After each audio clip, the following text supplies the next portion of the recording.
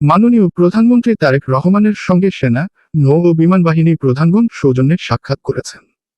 প্রধানমন্ত্রী তারেক রহমানের সঙ্গে সৌজন্যে সাক্ষাৎ করেছেন সেনাবাহিনী প্রধান জেনারেল ওয়াকার উজ্জামান, নৌবাহিনী প্রধান অ্যাডমিরাল মোহাম্মদ নাজমুল হাসান ও বিমান বাহিনী প্রধান air chief marshal Hasan Mahmud Khan. আজ বৃহস্পতিবার সকালে সচিবালয়ে প্রধানমন্ত্রীর দপ্তরে এই সাক্ষাৎ হয় বলে তার অতিরিক্ত প্রেস সচিব আতিকুর রহমান রুমন জানিয়েছেন। তিনি বলেন, সকালে প্রধানমন্ত্রী সচিবালয়ে দ্বিতীয় দিনের মতো অফিস করছেন।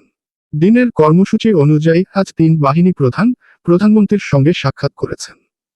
তারেক রহমান প্রধানমন্ত্রীর দায়িত্ব নেওয়ার পর এটাই তার সঙ্গে 3 বাহিনী প্রধানের প্রথম আনুষ্ঠানিক সাক্ষাৎ।